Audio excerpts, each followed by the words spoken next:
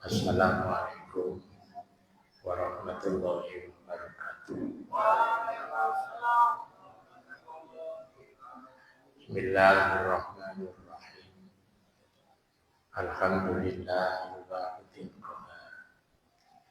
Asyhadu an la ilaha illallah wahdahu la syarika lah. Al-Malikul Qudusul Jabbar. Wa asyhadu anna sayyidana Muhammadan abduhu wa rasuluh alladzi da'ana ila thariqil abrar. Allahumma shalli wa sallim wa barik ala sayyidina Muhammadin wa ala alihi wa ashabihi al-akhyar. Amma ba'd. Qala ta'ala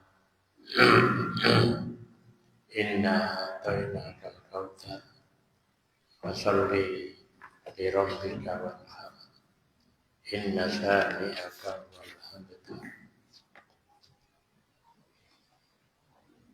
Jamaah yang dimuliakan oleh Allah, mari kita awali kajian kita kitab Sirrul Asrar dengan bersama-sama membaca Ummul Quran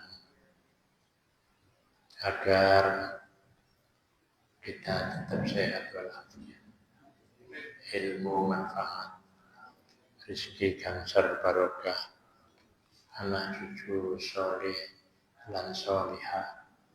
Misal apabila kita dipanggil oleh Allah, kita mendapatkan husnul khotimah ala hadhihi niyyah wa ala kulli niyyatin shalihah. Al-Fatihah.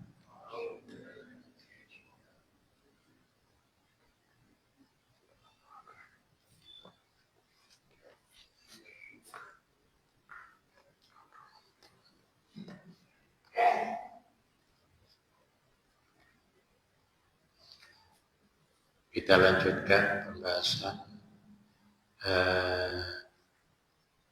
halaman 41 tentang awal penciptaan. Kita sampai pada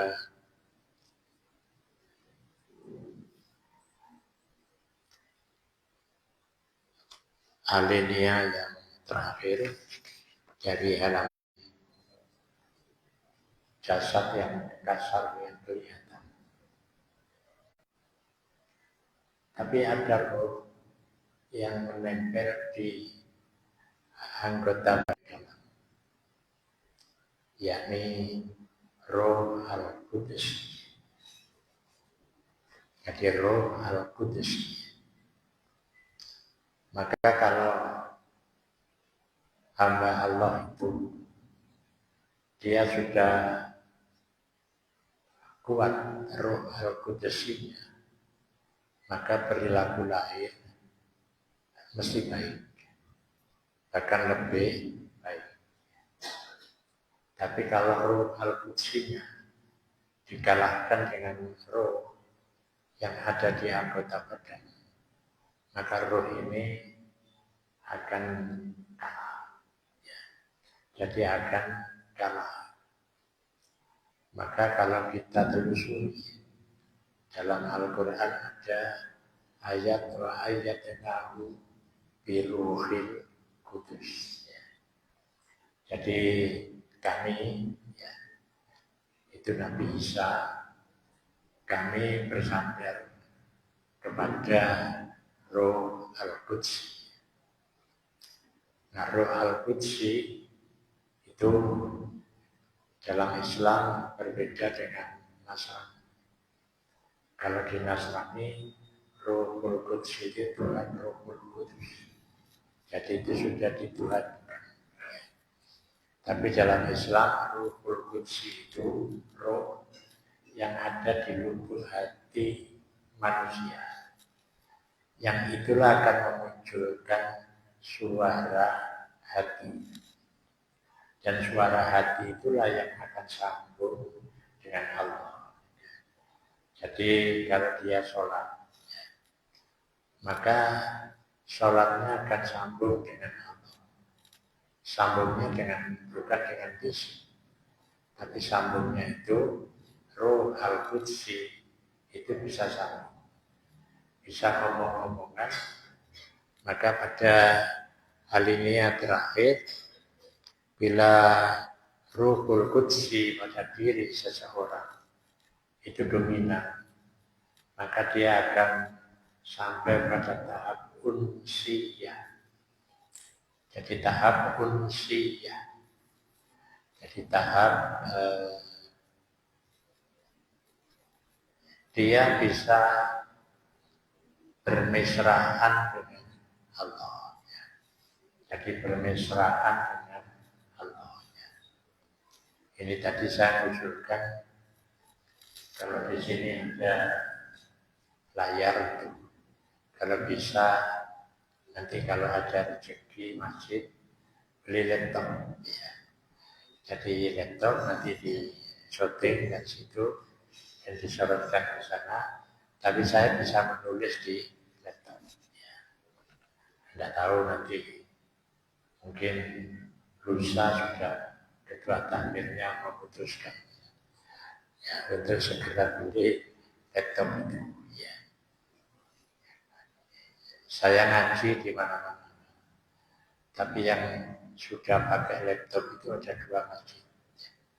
Masjid Baitur Rahman Kepanjen dan masjid Al-Muhajirin PPI Araya. Ya. Jadi saya enak dulu pakai papan tulis, saya berdiri. Tapi sekarang sudah saya tulis di situ, sudah bisa dilihat. Ya. Tapi secara garis besar. Insya Allah nanti yang ketiga masjid Muhajirin ada laptop itu. Ya. Karena ini sebenarnya kita ini ngaji kitab ini dipakai integrasi keilmuan antara psikologi dan tasawuf. Itu maka mata kuliah S3. Ya. Jadi bapak-bapak ini ya sama dengan tingkatannya S3. Cuma lulusnya kapan kalau. Iya. Jadi sama dengan kuliah S3. Karena di UIN itu ada prodi, ya, prodi pendidikan agama Islam. Di mana pendidikan agama Islam itu materinya adalah materi integrasi dua ilmu. Jadi ilmu jiwa dalam dengan tasawuf. Jadi itu berarti kalau ilmu jiwa dalam itu mengacu pada pemikiran seorang ahli pengkaji ilmu jiwa dalam, itu Sigmund Freud, orang Jerman. Ya. Cuma saya tidak banyak menyinggung apa yang diungkapkan oleh Sigmund Freud. Ya. Karena ini kalau sudah integrasi, berarti bapak-bapak dan ibu-ibu ini sudah kuliah salah satu mata kuliah S3. Berarti ini hebat jamaah. Sudah peringkat S3. Cuma S3 tanpa disertasi. Tapi nanti tanpa disertasi tapi lulus. Nah ini lulusnya itu tidak pakai ijazah.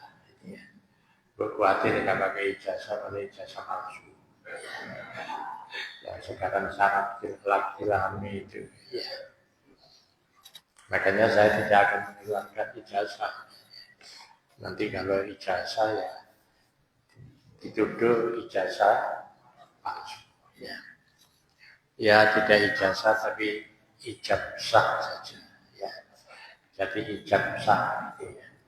Ijab sah itu kalau bapak-bapak sudah bawa kitabnya sudah selesai dan terjadi pengulangan lagi itu, saya beri tanda tangan. Ya, saya beri tanda tangan, Bapak Ibu sudah siap untuk menerima materi di masjid-masjid yang lain. Koyok-koyok S3, koyok-koyok. Ya. Jadi kalau seorang itu sudah sampai pada tahap ya penguatan Ruhul Quds, ya, maka dia akan sampai mencapai pada tahap unsiyah. Jadi pada tahap unsiyah. Unsiyah itu kemesraan. Kalau kita membaca dalam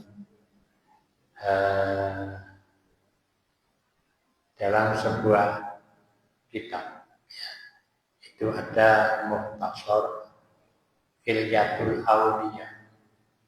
Kalau orang itu sudah sampai pada tahap unsiyah, dia akan merasakan nikmatnya bertemu dengan Allah. Sehingga para ulama sufi itu, kalau mereka membaca Al-Quran, itu tidak cukup satu kali. Jadi umpamanya kalau dulu mungkin kita pernah baca Yasin Fadilah. Dulu ada risalah Yasin Fadilah. Karena dari Fasul Masail, ya, itu Yasin Fadilah karena dalilnya itu, ya, karena dalilnya, ya. Tapi dia lupa dalil itu hanya dalil nakli dan dalil akli. Padahal ada dalil yang itu dimiliki oleh para sufi, yakni dalil wujud dan. Jadi wujud dan itu dalil yang muncul dari pengalaman roh. Jadi contohnya, kalau kita baca Yasin, kalau kita biasanya tahlilan dan baca Yasin itu, ayat pertama Yasin, langsung wal Qur'anil Hakim, innaka laminal mursalin. Tapi bagi sufi, dia tidak kejar tayang seperti itu. Tahlilan nggak sulit, yang mari Yasin. Yang mari, yang boleh, yang telung tingane, itu tingane oleh berkat. Nah ini enggak. Jadi dia bacanya itu Yasin, Yasin sampai 17 kali. Mungkin bapak-bapak, ibu-ibu sudah pernah baca Yasin Fadilah. Itu kalau dicari dalil aklinya ada. Tapi itu karena pengalaman rohani para sufi. Kalau baca hanya satu kali, itu tidak sampai masuk ke kedalaman rohani. Jadi tidak akan masuk ke kedalaman rohani.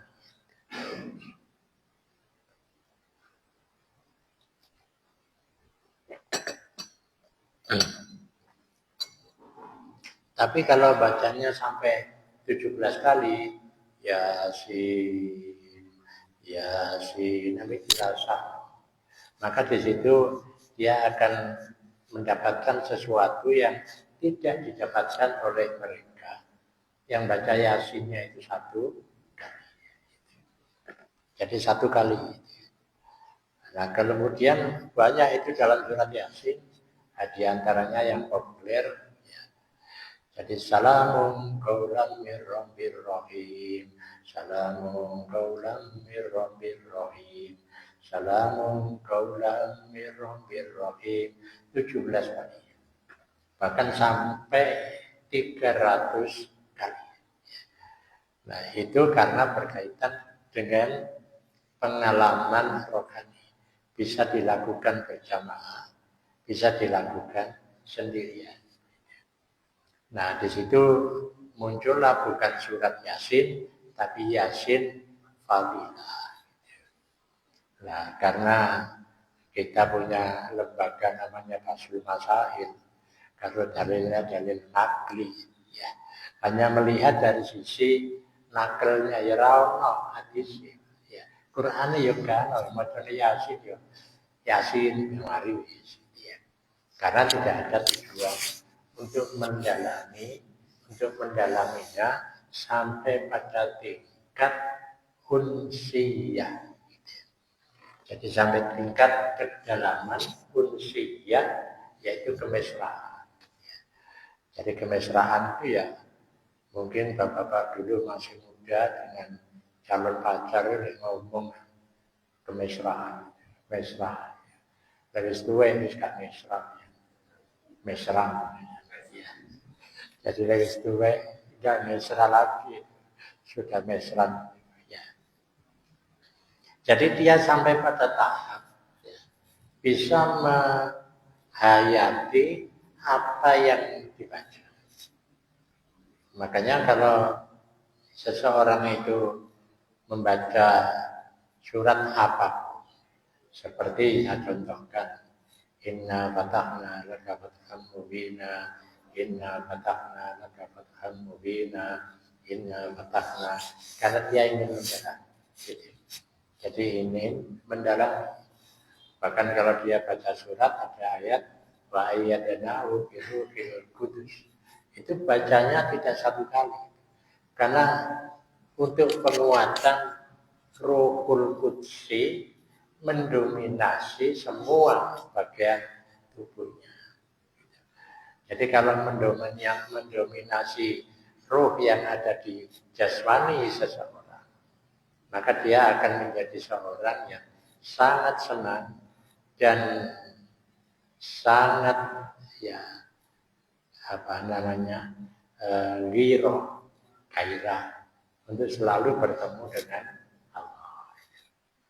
Jadi selalu ingin jadi bergairah untuk bermesraan dengan Allah. Jadi untuk bermesraan dengan Allah. Karena ini sesuatu yang memang tidak bisa dibaca oleh orang luar. Umroh itu apa sampai pada tahap fungsi ya? Mengapa tawaf itu 7 kali? Ya, kalau tidak 1 kali saja. Jadi minimal itu membacanya 7 kali, bacaan tertentu. Makanya ada orang tawaf itu sekali moco, diwonco gak kocok-moto nih roto sama kasih itu moco. Jadi moco itu 1 saja. Apa dia hafal Yasin ya moco aja pun pertama Yasin, terus kalau pada saat pojok yang itu dia baca Rabbana atina fid dunya hasanah, baru kemudian di lampu hijau mulai lagi baca Yasin.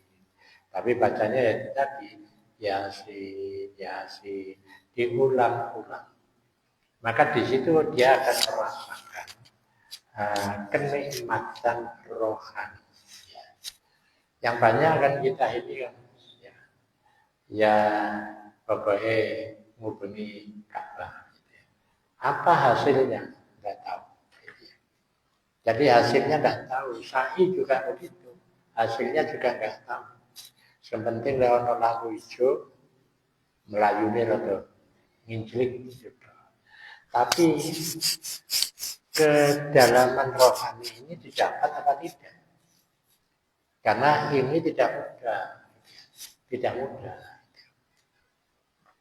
Karena itu jadi karena itu kalau ada orang ditanya mengapa Anda ke umroh bolak-balik, kangen Ka'bah. Ojo kangen Ka'bah, kangen lo karo sing duwe Ka'bah. Tapi kalau umroh bolak-balik karena dia punya travel ya karena bisnis ya. Bukan lagi karena kangen sing duwe Ka'bah. Makanya kalau orang itu sudah umroh kangen karo sing duwe Ka'bah, engko ndek omah di tanah air juga kangen karo sing duwe Ka'bah. Bukan kangen dengan Ka'bahnya, bukan. Jadi kangen karo sing duwe Ka'bahnya.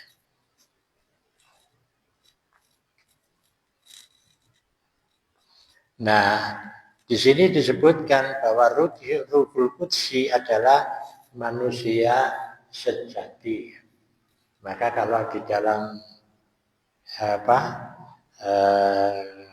kejawen itu sejatining menungso ya. Jadi sejatining menungso itu bukan jumlah gerenge tapi rohul kutsinya itu. Ya. Jadi dia bisa enggak mempengaruhi lesannya, bisa enggak dia mempengaruhi tangannya, bisa enggak dia mempengaruhi kakinya untuk berada dalam situasi ketuhanan. Jadi dalam situasi ketuhanan. Jadi dia akan selalu mesra dengan Allah. Sedangkan badan dan roh jismani bukan mahram Allah. Ya. Jadi ini badannya membaca itu tidak sambung dari Gusti Allah. Lesan itu hanya membantu, tapi yang sambung itu adalah Ruhul Qudus. Makanya kalau orang wiridan mengapa diulang-ulang, itu tujuannya kan supaya bisa merasuk di dalam hati sampai di kedalaman hati. Itulah yang disebut dengan nanti itu disebut dengan dhamir. Nah, itulah yang memunculkan suara hati. Nah, suara hati itu adalah suara Tuhan. Artinya dia akan bisa sambung kalau Gusti Allah. Nah, kalau dia bisa sambung, disitulah kenikmatan yang luar biasa. Jadi dunia ini sudah tidak lagi menjadi pijakan. Tidak menjadi pijakan. Umpama kerja, ya pokoknya kena memenuhi kebutuhan hidup. Itu aja. Ya, nggak perlu berpikir umrah.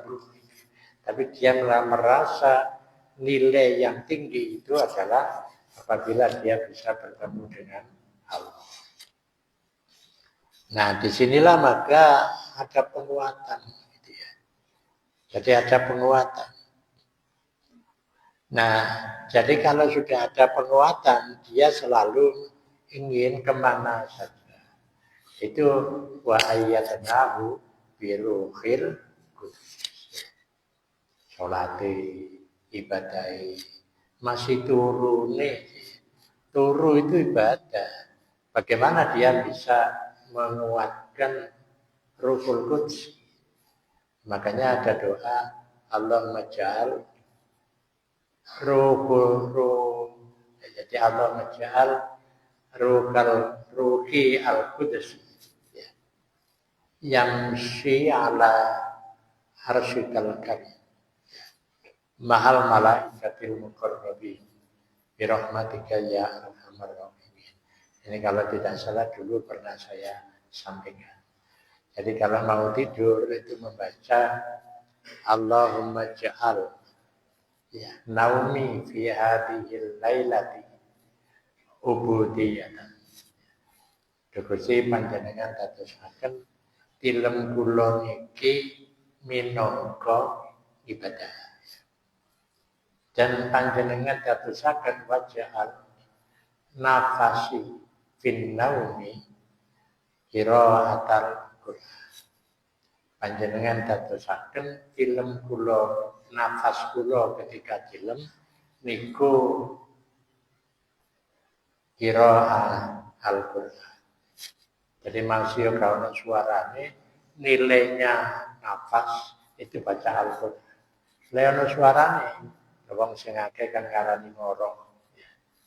Kuwi bukan ngorok. Itu qiraatul Qur'an. Tapi lek ati dulu maca niku lek enggak ya nek qiraah ya gak berlaku.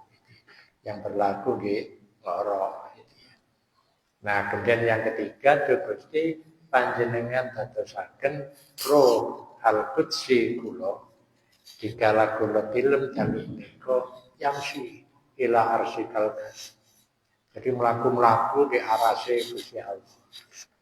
Dituntun oleh malaikat al-muqarrabu, malaikat yang sudah didekatkan oleh Allah kepada Allah. Birahmatika ya arhamar rahimin. Nah itu ada apa? Ruhul Qudsi dominan. Berarti kalau gitu tidur itu ibadah. Makanya kalau Rasulullah menyatakan, jadikanlah hidupmu itu dibagi dalam 3 bagian. Untuk ibadah, untuk istirahat, untuk kerja. Ya apa ketika istirahat itu bernilai ibadah. Ya apa caranya ketika kerja juga bernilai ibadah. Maka diantaranya doa seperti itu. Jadi turune itu ibadah. Ya. Kemudian nafase, mojo, Quran. Lalu kulkutsinya melaku-laku.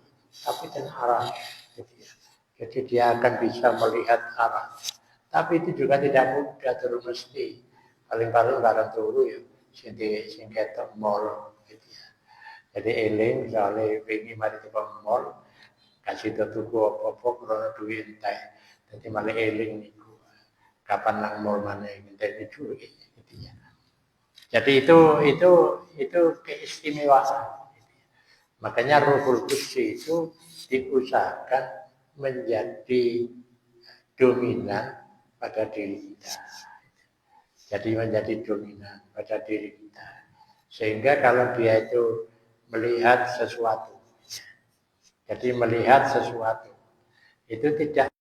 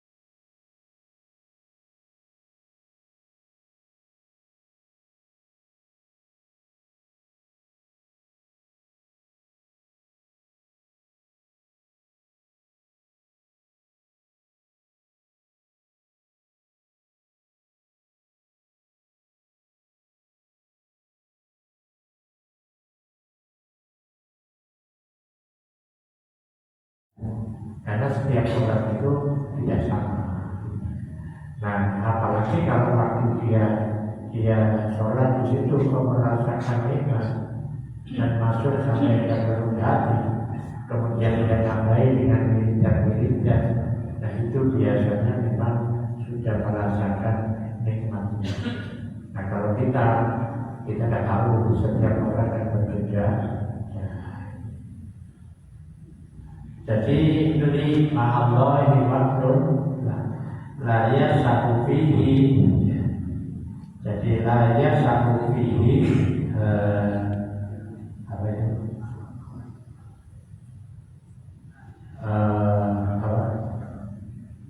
Ini halaman 42 ini. Saya akan kabur fotokopiannya. Ya. Jadi ya takarruh ya. Wala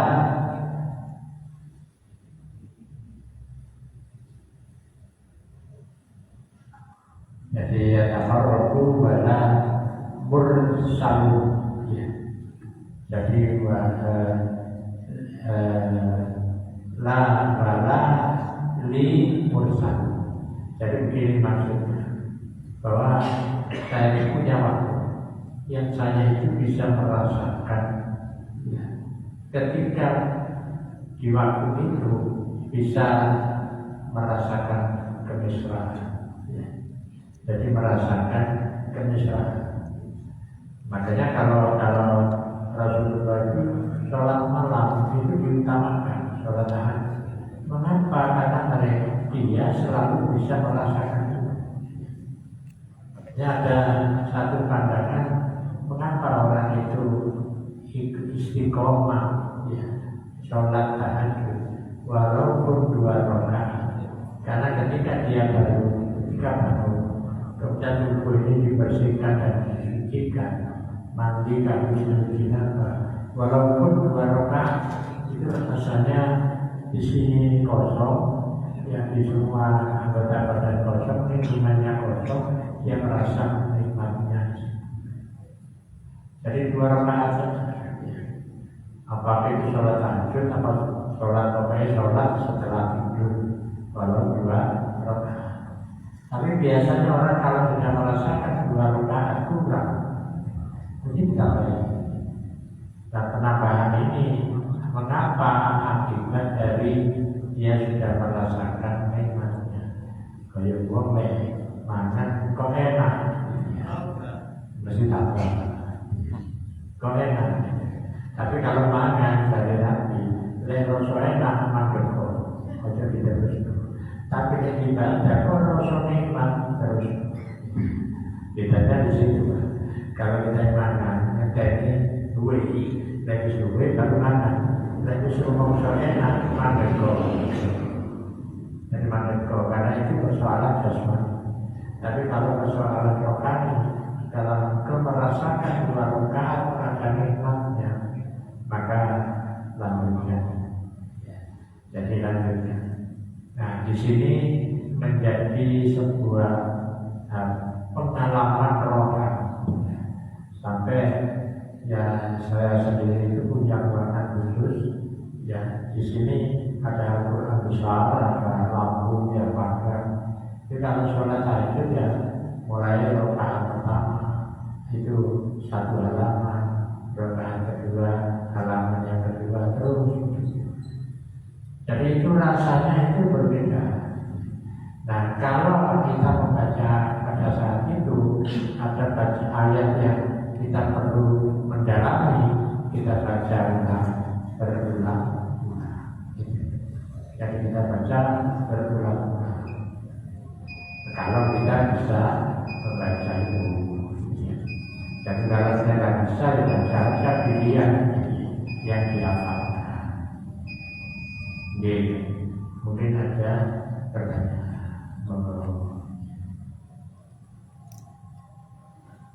Kalau dia Assalamualaikum. Assalamualaikum warahmatullahi wabarakatuh. Jadi saya mau tanya mengenai siang ini. Untuk mencapai usia kehidupan ini ya, apakah itu anugerah Allah atau memang kita bisa mencapai? Kalau memang bisa mencapai, caranya seperti apa? Itu aja ya. Assalamualaikum warahmatullahi wabarakatuh. Jadi usia itu kita usahakan. Ya. Jadi nanti oleh Allah diberi. Jadi pemberian itu kita biasanya harus tidak memperhatikan, tapi kita merasa. Jadi itu namanya kalau nanti kita sholat itu seperti ada apa? Sesuatu yang lewat di hati kita. Sesuatu yang lewat itu yakni unsian. Jadi sesuatu yang lewat itu namanya al-khal. Jadi al-khal. Makanya ada dua yang muhabbilal akhwal hawil akhwali ila asliha yang kali yang kalau kita ini tidak karun, kalau di kursi apa bareng. Tapi kalau kita ini karun, maka Allah memperhatikan kita. Makanya persoalannya itu persoalan di dalam diri kita. Karun ketemu orang, ya karun itu ya wis, usolli faktor maghrib itu kan sudah karun. Tapi cuma karun nih, bisa. Apa itu sudah digandeng dengan hati kita. Nah, itu menjadi pertanyaan kita. Makanya biasanya kita sebenarnya sudah merasakan, cuma kita tidak memperhatikan. Rasanya kepengen ngaji yang lebih dari ya. Saya itu pernah diundang tadi 7 hari dari Saudi Arabia. Nah itu saya datang dari jauh. Saya itu merasa sesuatu yang mewah karena yang baca itu suaranya enak, lagunya enak, itu merasa mencari. Nah itu tidak mudah biasa ya, kalau mau meminta itu biasa. Menurut nikmati. Nah ini kita bisa merasakan. Sampai kalau saya ketemu, ayo sambil baca Quran aku tahu.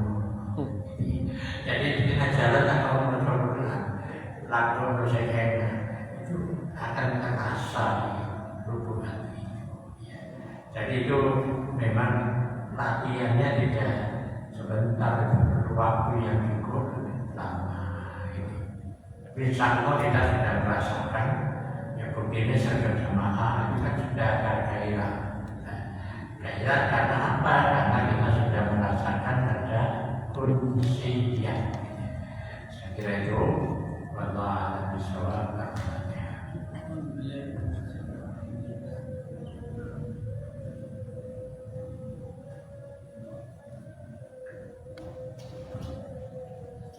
Bismillahirrahmanirrahim. Alhamdulillahirabbil alamin. Allahumma shalli wa sallim wa barik ala sayyidina Muhammadin wa ala alihi wa sahbihi ajma'in. Allahumma arzuqna fahman nabiyyin wa bidil mursalin wa ilahal malaikatil muqarrabin bi rahmatika ya arhamar rahimin. Allahumma arzuqna hubbaka wa hubba man yuhibbuka wa hubba ma yuqarribuna ila hubbika waj'al hubbaka ahabba ilaina min al-ma'il barid. Rabbana atina fid dunya hasanah wa fil akhirati hasanah wa qina adzabannar. Sallallahu alaihi Muhammadin nabiyyin wa ala alihi wa baraka alaihi. Alhamdulillah. Al-Fatihah.